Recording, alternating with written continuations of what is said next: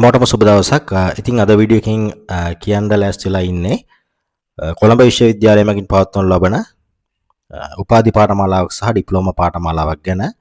ඉතින් මේ උපාධි පාඨමාලාව සහ ඩිප්ලෝමා පාඨමාලාව 100% නොමිලේ තමයි පවත්වන්නේ. ඉතින් හොඳ අවස්ථාවක් ඇවිල්ලා තියෙන්නේ.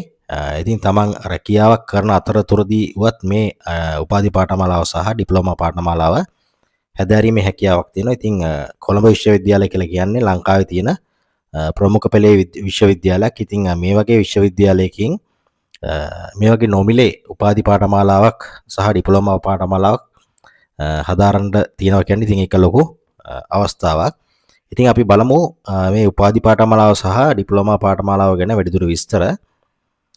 එතකොට මේ උපාධි පාඨමාලාව වසර 3ක උපාධි පාඨමාලාවක් විදිහට තමයි සැලසුම් කරලා තියෙන්නේ. ඊළඟට ඩිප්ලෝමා පාඨමාලාව වසරක පාඨමාලාවක් විදිහට තමයි සැලසුම් කරලා තියෙන්නේ.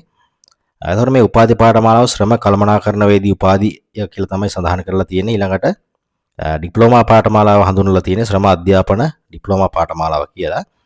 අපි බලමු දැන් මේ ශ්‍රම කළමනාකරණවේදී උපාධිය වසර 3ක උපාධියට ඇතුළත් වෙන්න තියෙන ඕන සුදුසුකම් මොනවද කියලා. එතකොට මේ උපාධි පාඨමාලාව සිංහල සහ ඉංග්‍රීසි මාධ්‍ය දෙකෙන්ම පවත්වනවා. ඉතින් මුලින්ම මේක ඉංග්‍රීසි මාධ්‍යයෙන් තමයි පවත්වන්න සැලසුම් කරලා තියෙන්නේ. එතකොට ඉංග්‍රීසි මාධ්‍යයට ප්‍රමාණවත් සිසුන් පිරිසක් හිටියේ නැත්නම් සිංහල මාධ්‍යයෙන් පමණක් පවත්වනවා කියලා සඳහන් කරලා තියෙනවා වැඩිදුරටත්. එතකොට දැන් මේ ශ්‍රම කළමනාකරණවේදී උපාධිය අදාරන්න තියෙන සුදුසුකම් මොනවද කියලා අපි බලමු. දැන් කවුරු හරි කෙනෙක් උසස් පෙළ පැරණි විෂය නිර්දේශයෙන් කරලා ඉන්නවා නම් S4ක් තියෙන්න ඕනේ. ඒ වගේම අලුත් විෂය නිර්දේශයෙන් කරලා ඉන්නවා නම් S3ක් තිබීම ප්‍රමාණවත් වෙනවා. දැන් ඊට අමතරව මේ උපාධි පාඨමාලාවට සම්බන්ධ වෙන තවත් සුදුසුකම් කිහිපයක් දීලා තියෙනවා. ඉතින් කවුරු හරි කෙනෙක් උසස් පෙළ විභාගය සමත් වෙලා නැත්නම් මේ සුදුසුකම් තියෙනවා නම් ඒ යටතේත් මේ උපාධි පාඨමාලාව හදාරන්න ඇතුළු වීමේ හැකියාවක් තියෙනවා. එතකොට දෙවෙනි සුදුසුකම තමයි දැන් කවුරු හරි කෙනෙක් උසස් පෙළ හදාරලා හිටියේ නැත්නම් පිළිගත් ආයතනයකින් පිළිල ලබන ශ්‍රී ලංකා යෝග්‍යතා මාර්ගෝපදේශන තුන්වන මට්ටමට සමාන ඩිප්ලෝමාවක් හදාරලා තියෙනවා නම් ඒ කට්ටියටත් මේ උපාධි පාඨමාලාව හැදෑරීමේ හැකියාවක් තියෙනවා.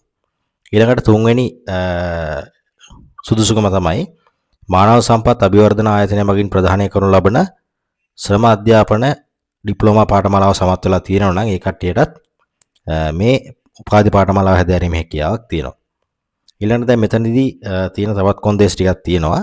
දැන් මේ උපාධි පාඨමාලාව හදාරන්න පුළුවන් වයස අවුරුදු 22කට වැඩි පුද්ගලයන්ට පමණයි. එතකොට 22කට අඩු කට්ටියට මේ උපාධි පාඨමාලාව හැදෑරීමේ හැකියාවක් නැහැ.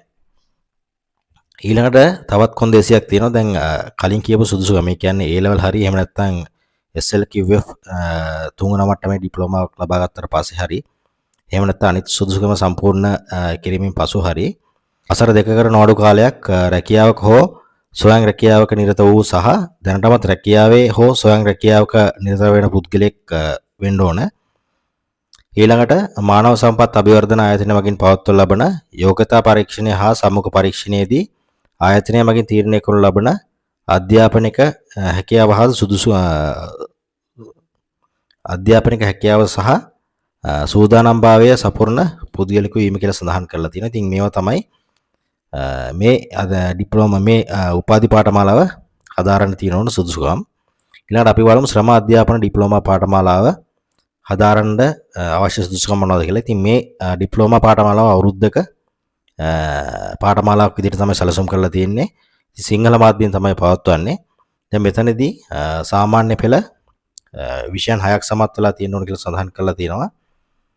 එතකොට C සාමර්ථ්‍ය 3ක් සහිතව එකවර සමත් වෙලා තියෙන්න ඕන කියලා සඳහන් කරලා තියෙනවා. එතකොට මේ පාඨමාලාව හදාරන්නත් පුළුවන් වයස අවුරුදු 22කට වැඩි පුද්ගලයන්ට. ඊළඟට ඒ සුදුසුකම් සම්පූර්ණ කරාට පස්සේ වසර 2කට නොඅඩු කාලයක් රැකියාවක හරි එහෙම නැත්නම් ස්වයං රැකියාවක හරි එහෙම නැත්නම් දැනටමත් රැකියාවේ එහෙම නැත්නම් ස්වයං රැකියාවේ නිරත වන පුද්ගලයන්ට මේ පාඨමාලාව හැදෑරීමේ හැකියාවක් තියෙනවා. ඊළඟට මානව සම්පත් අභිවර්ධන ආයතනය මගින් පවත්වනු ලබන යෝග්‍යතා පරීක්ෂණය හා එහෙම නැත්නම් සම්මුඛ පරීක්ෂණයේදී ආයතනය මගින් තීරණය කරනු ලබන අධ්‍යාපනික හැකියාව හා සූදානම්භාවය සපුරන පුද්ගලයෙක් වෙන්න ඕන කියලත් සඳහන් කරලා තියෙනවා. එතකොට දැන් මේ පාඨමාලාවට අයදුම් කරන්න ඕන ඔන්ලයින්. එතකොට මේ ඔන්ලයින් ලින්ක් එකත් මේ කොළඹ විශ්වවිද්‍යාලයේ වෙබ්සයිට් එකේ දාලා තියෙනවා. ඊළඟට දැන් මේ පාඨමාලාව සඳහා දේශන පවත්වන්න සූදානම් කරලා තියෙන්නේ සතියේ දිනවල හවස 5 ඉඳන් 8 වෙනකන් කොළඹ විශ්වවිද්‍යාල පරිසරයේ තමයි පවත්වන්න සූදානම් කරලා තියෙන්නේ. ඉතින් මේක මම හිතනවා ගොඩක් ප්‍රායෝගික වෙන්න තිබ්බා. ඔන්ලයින් මාර්ගයෙන් පවත්වනවා. එතකොට ගොඩක් දුර බැහැර කට්ටියටත් මේ පාඨමාලාව හැදෑරීමේ හැකියාවක් තියෙනවා. ඉතින් ලොකු කට්ටියකට ලබා දෙන්න තිබ්බ අවස්ථාවක් කියලා මම හිතනවා. නමුත් මේක ෆිසිකල් තමයි තියන්න සූදානම් කරලා තියෙන්නේ. ඉතින් දැන් මේ සඳහා අයදුම්පත් බාර ගන්න අවසාන දිනය 2026 3 වෙනි මාසේ, ඒ කියන්නේ මාර්තු 31 දවස තමයි අන්තිම දවස. ඉතින් මේ වෙබ්සයිට් එකෙන් ගිහිල්ලා ඔන්ලයින් ඇප්ලයි කරන්න පුළුවන්. ඉතින් අවශ්‍ය කට්ටිය ඇප්ලයි කරලා බලන්න. එතකොට දැන් මේතනදී වැඩිදුරටත් විස්තර දීලා තියෙනවා මේ උපාධි පාඨමාලාවට අයදුම් කරන්න අවශ්‍ය ලිපි ලේඛන සහ අයදුම් කරන ආකාරය ගැන මෙතන වැඩිදුරටත් විස්තර දීලා තියෙනවා. දැන් ඉතින් මේ වගේ වදගත් කෝසස් පිළිබඳව විස්තර දැනගන්න දිගටම අපිත් එක්ක රැඳී ඉන්න කියලා ආරාධනා කරනවා. ඒ වගේම අපේ channel එකත් subscribe කරලා තියාගන්න කියලා ආරාධනා කරනවා. එහෙනම් සියලු දෙනාටම ස්තුතියි.